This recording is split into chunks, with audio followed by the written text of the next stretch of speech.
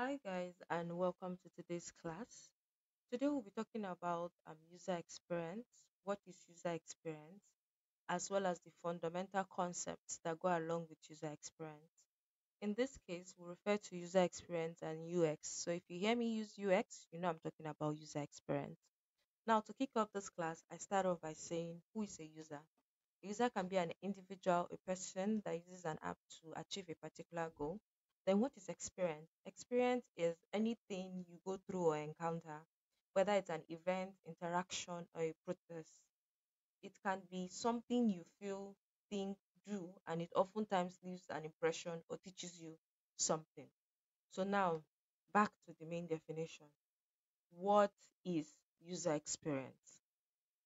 User experience is basically how users perceive and interact with the product, services, or system.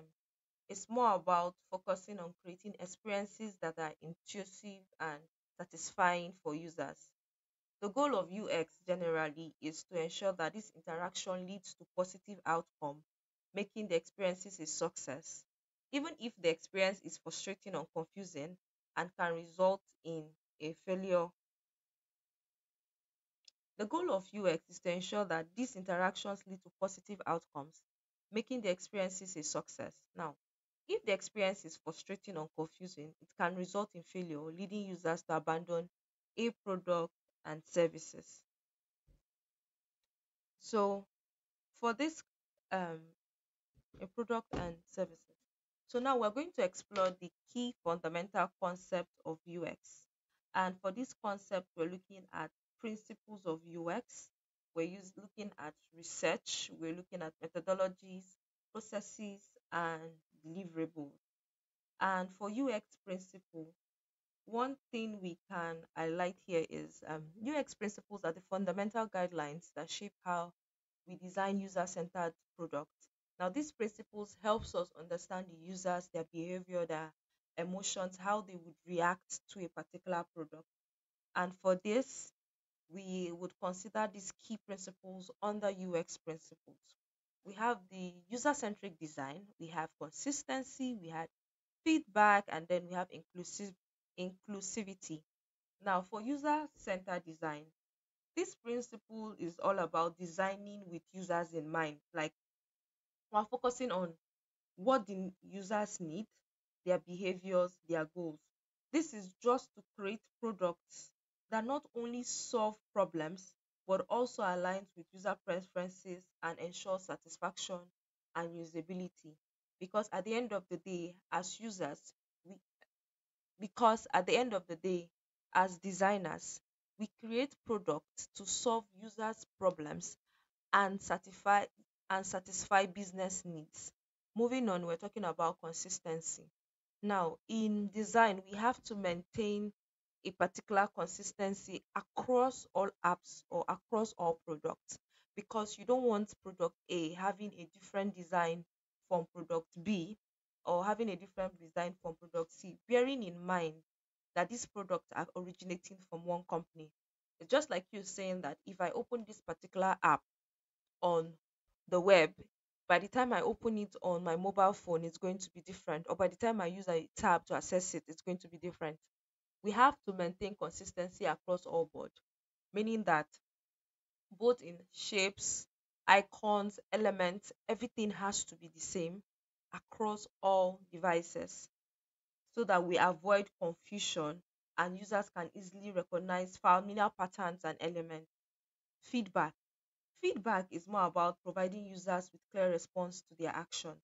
So this could be in form of modals, sounds, pop-up, or messages that confirm whether an action was successful or not. It's just like when you're filling a form and you click on the submit button.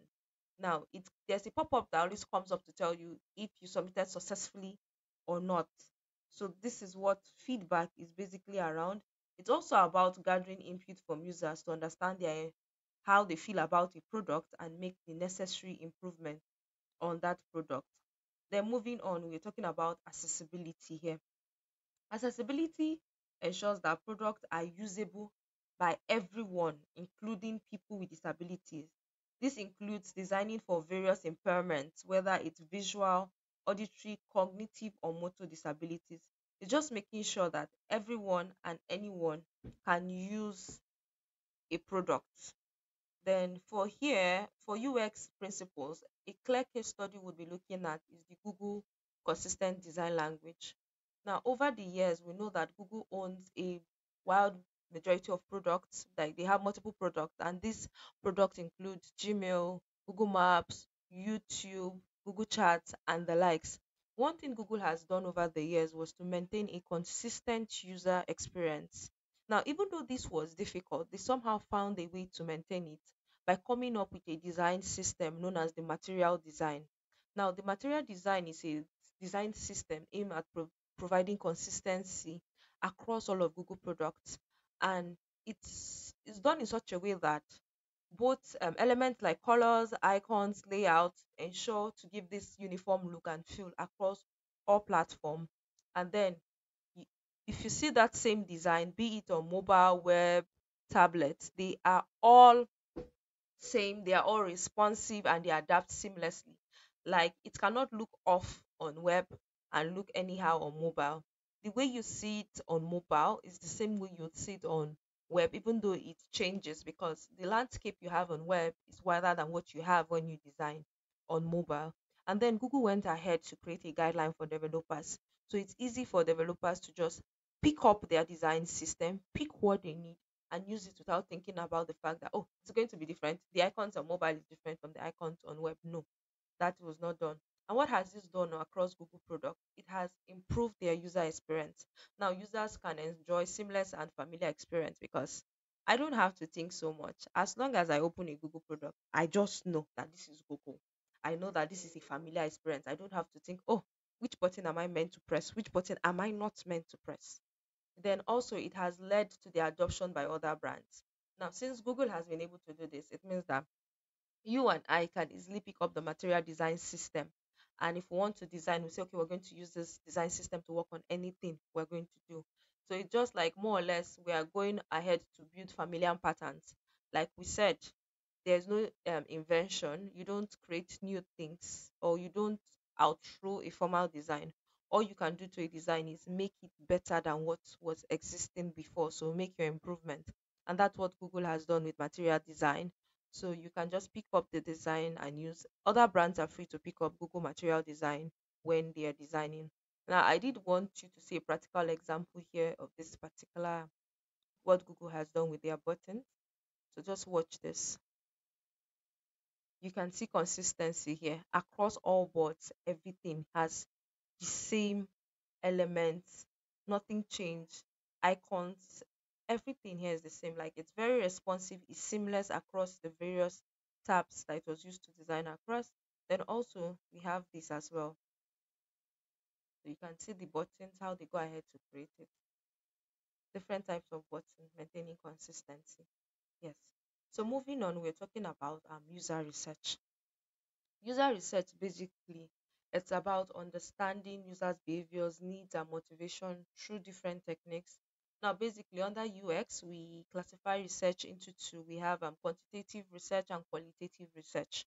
Now, this research are split in such a way where one is to observe users and get interactions by working with them. The other one is called as quantitative, is basically to gather data and understand how a large number of people think or feel about a particular thing.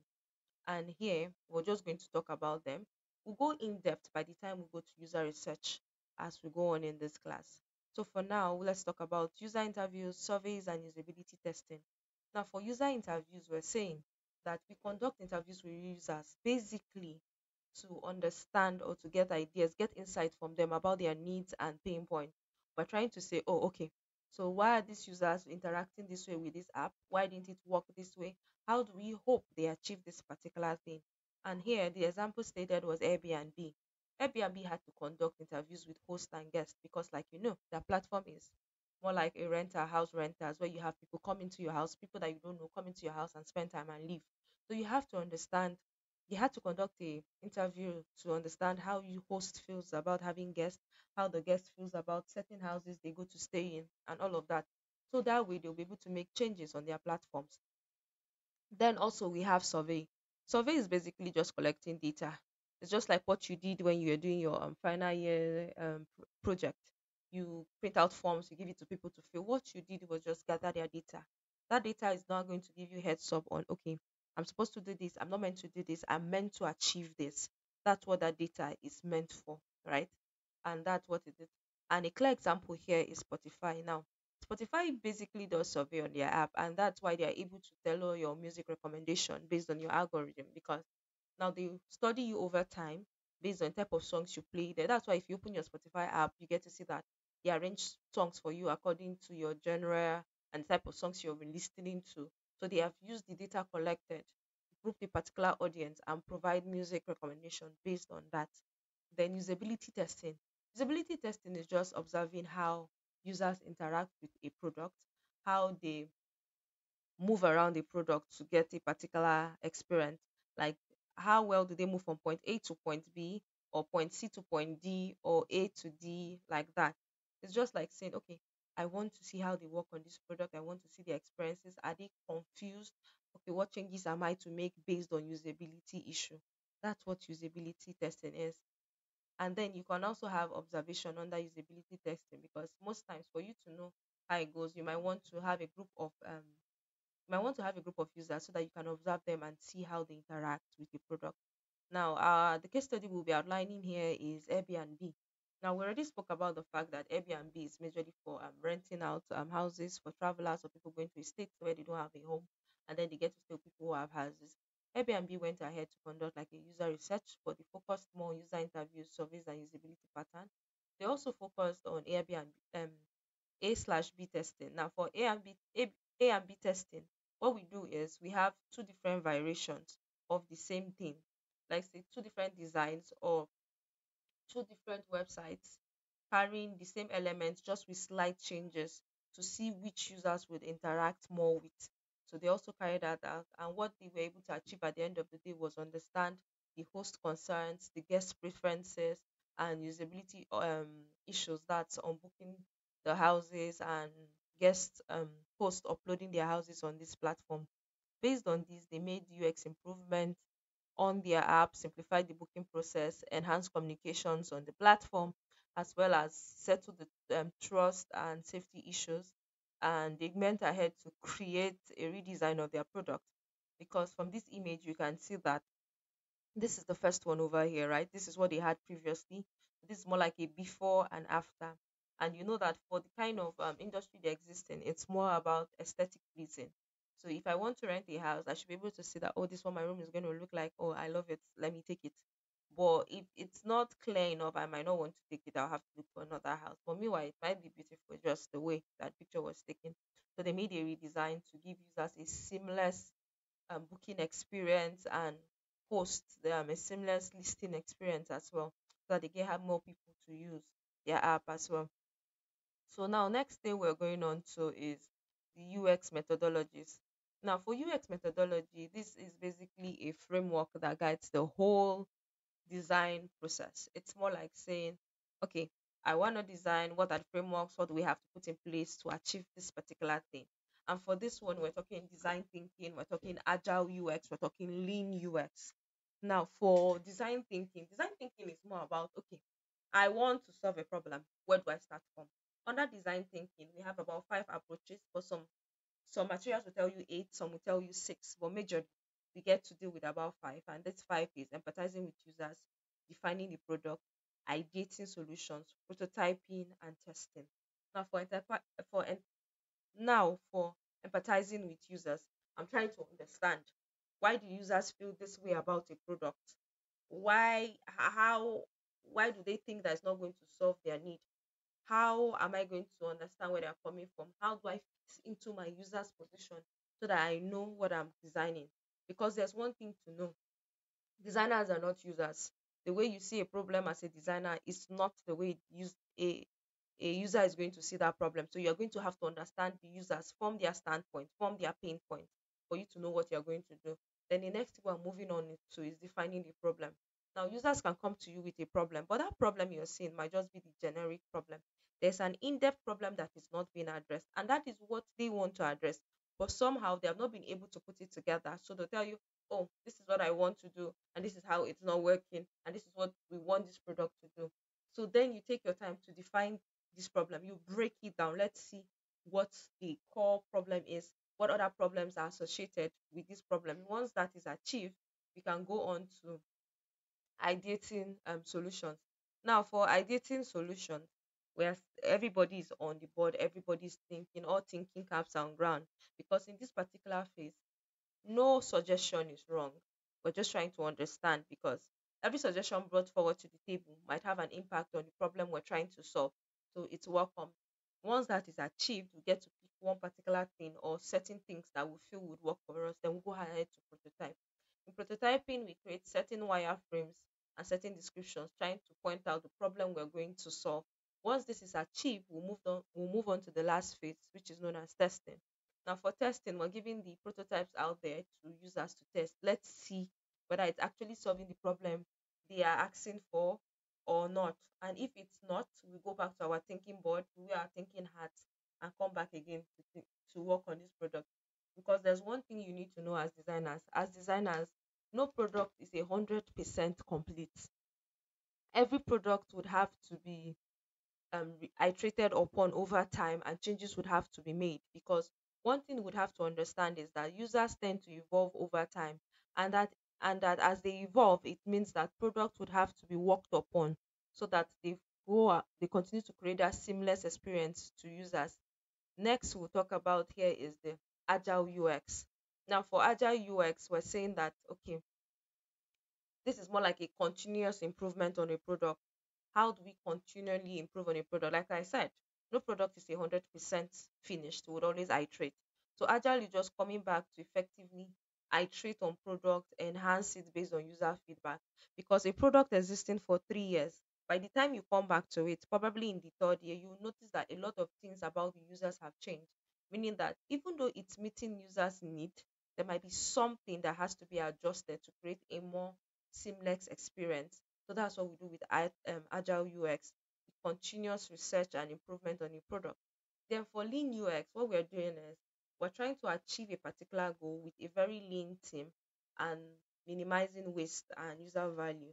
So it's more like getting things getting to rapidly develop product and refine sharing ideas. Because, for example, if I want something to be fast, I just want a straightforward process. Like I would use this example here first for this for WhatsApp, for example. I want you to send me a message on WhatsApp. You don't have my number, I don't have your number. So what's going to happen is I might easily just say, take my number, save it, send me a message. So you have to go through the process of taking down my number, saving it, then going to WhatsApp, refreshing and sending me a message. But something I might easily have done is basically show you my QR code and tell you just scan this stuff. You scan it and you send me a message. Or another thing, yes, just scan it and send me a message, and that's that. But so that's more like a lean UX. I cut off a lot of process to achieve that, but it's just like a minimal example of what we do with lean UX, right? Then yeah, my case study here is for Figma. Now, Figma is not strange to you. This is a popular tool that I think this is the most popular design tool at the moment because of the community it has. And one thing Figma has done over the years was they have it's a cloud design system. They have faced many challenges building this. So what they did was throw it open into a community-based thing where they're able to have users come together, use products, give them feedback. And you notice that one thing I stated clearly here was design approach. Figma started by empathizing with designers. They wanted to understand what our workflows were, pain points, and aspirations. And in all of this, they tested it out and then they did the prototyping and testing. That's why you notice that there are certain features Figma gives out. They don't give it out to everybody. They only give it out to a particular set of people that agreed for surveys. In that process of like working on that particular feature, Figma is now able to refine their ideas before committing to a full scale development. Because, in as much as they have seen that, okay, they have empathized on the problem, they have defined it, they have ideated on it, they have given us a prototype, and then we are testing. They It allows them understand that, oh, okay, this would work, this would not work, this is what they are using, this is what users are not using. So we can take this off, we can add this back, and once this has been achieved, they start rolling out these features across board to everybody. And to still agile in this method, Figma also went ahead to embrace the lean UX.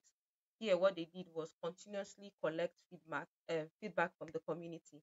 There's one thing you know about Figma is that most times you can just open up your Figma app and then they're asking you to take a survey, or they're asking you to, if you want to engage in beta testing and all of that. So this what this does for them is rapid iteration, because the moment you pick it up and you say, okay, I want to do this, they see how you interact with this app, they can see the data, and then they go ahead and say, oh, okay, this is going to save a particular amount of time. The thing is, as you go on with user research, right? There are more to this, and we'll talk more in depth about this and how we can use it. And so far, so good. What has this done for Figma? It has helped them add a lot of features like innovations in collaboration. When you have more than 10, 30, 100 people working on a particular file, it has made the product easily adaptable both for developers, designers, and product team. And there's one thing, the lean UX, Figma is evolving rapidly. It's just like they are making a whole lot of changes, things are happening. I think of recent, there was a change in the UI. The last config conference, we had a change in Figma's UI based on research that was carried out. So just watch this video. This was their former UI. Think this was the UI Figma had before. Now, a lot of people still have this, but then a particular, maybe a large amount of other people have the new UI feature for Figma. So please forgive my network, and this will play shortly.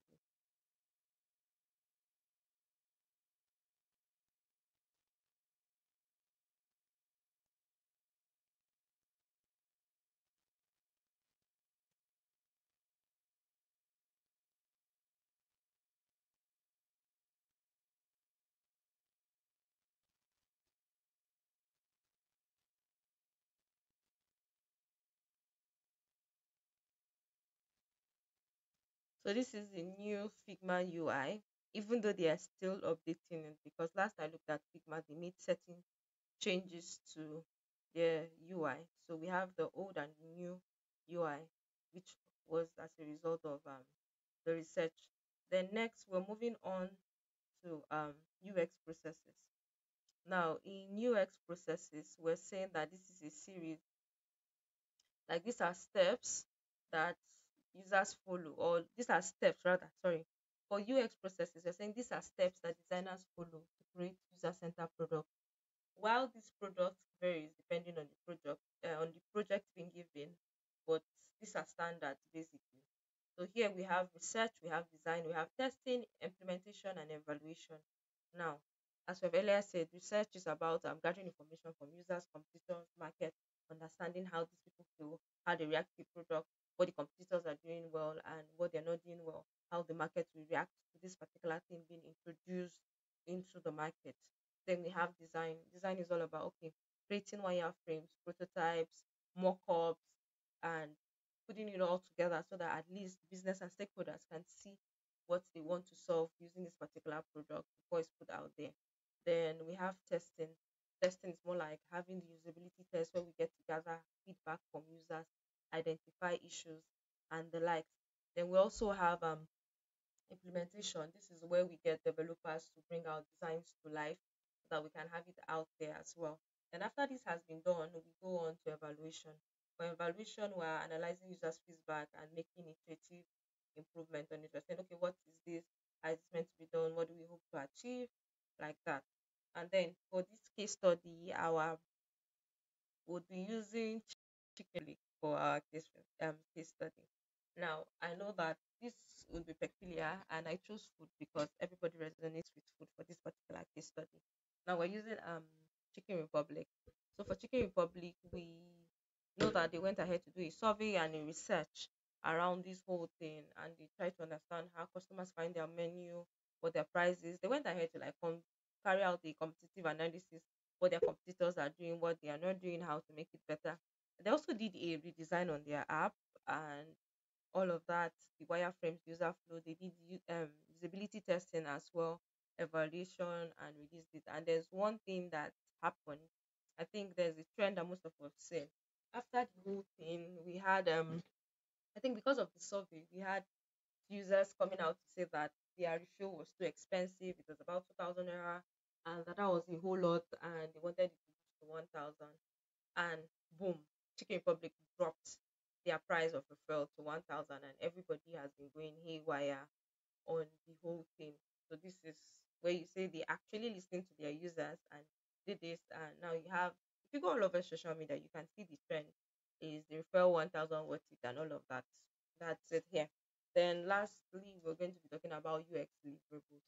For UX deliverables, we're talking about tangible outputs of the UX process, like how do this get to come out? How did users get to understand this? And one thing we're looking at here first is personals. For personals, we're saying it's just a way of identifying our typical users and how designers group them. Because if I am going to say I'm working with personals, I have to understand, okay, what are their age range? What do they do? What are their motivations? What are their goals? What are their frustrations for me to get them to work on a product? That's why you have to working on a project. You have to group your personals according to their age, what they like, their frustration, and all of that. This way, you know that okay, these are the different user demographics I'm working with, and these are the people I'm going to have to design for. Yes, you put that in mind because if you're designing a platform, you have to be sure, like for example, Facebook was designed for meeting or catching up with families, talk, posting videos and the likes.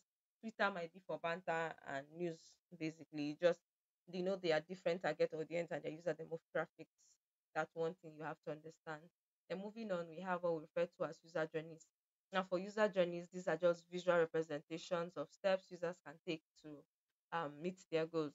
Because from what you have here now, you can see that is the registration process. It made the user happy. The onboarding process, they are not so cool with it. Their first session, they were happy with it. It's just like saying, okay, if users are going to do this, are they moving from point A to point B? Are they moving from point C to point D? That's just how it's going to be. And that's what the user journey does. So we just have this visual representation with sticky notes saying, oh, they're going to pick here, they're going to choose a point, they're going to input their email, they're going to have to do this. It's just giving that feedback about how users are going to achieve a particular thing and how they move from one step to another. Then we have wireframes and prototypes. Now, I think beginning of the training we talked about low fidelity and high fidelity wireframes and what they help us do.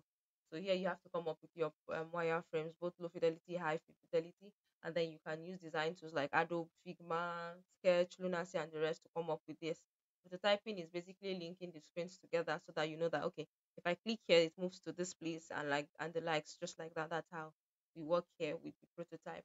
Then we have style guide, like just as we talked about the design system, Google Material Design System, we can pick out a style guide from there. So what are star guides? Star guides are basically documentation that help us ensure consistency when design across a product. Now you can have a small star guide that is just made up of basically type of buttons, your colors to be used, type the text size, the font size, small, medium, bold, and the likes, your type of profiles, etc. That's what a star guide is all about. It's just basically there to help you maintain consistency around your design. Then for real world implementation, yeah. So we've talked about everything user experience. Now we're looking at the real world, and one company would use for this example is Apple. We know that so far Apple has maintained a certain consistency across all their devices, from iPhones to MacBook to their wristwatches. Just basically looking at their designs, you know, can see how seamless it is, how smooth the experience is, and that is that. Like they just created this a seamless ecosystem that okay, if I use an iPhone and I move to a MacBook, I should be able to use a MacBook without having to think so much. And even if I'm using an iWatch, their watches, it should be same process, like just seamless and smooth for Apple users. Then we have the Amazon. Amazon's shopping website went ahead to create like a one-click purchase. Like this is, I don't know how to put it, but let me just use like this is good because just imagine not having to fill in your name and all those details when you're making a purchase, put your address and all of that. All you have to do is buy with one click, just one button. Like I'm not even adding to carts. You know, like you understand what I'm trying to say. Like it's just seamless. I just click on one button and I've made payment and walked away. It will be delivered to me. Like that's cool. And I think this is a result of the research done over time, and then they have personalized recommendations and user reviews as well to help them achieve this. Then we have Airbnb. We know that Airbnb focused on building trustworthy communities, and this has played a role in their success so far, and this has helped them to achieve their goals. And I hope you have learned something new. If you have questions that you like to ask, please go ahead and drop them on the Telegram group or on the Discord channel. I'll do well to answer your questions. If I don't pick it up, um, Marvelous can pick it up, or someone else will pick it up. Would always have people in the groups to attend to you. And that's all for today's class. Thank you. I'll see you in the next class.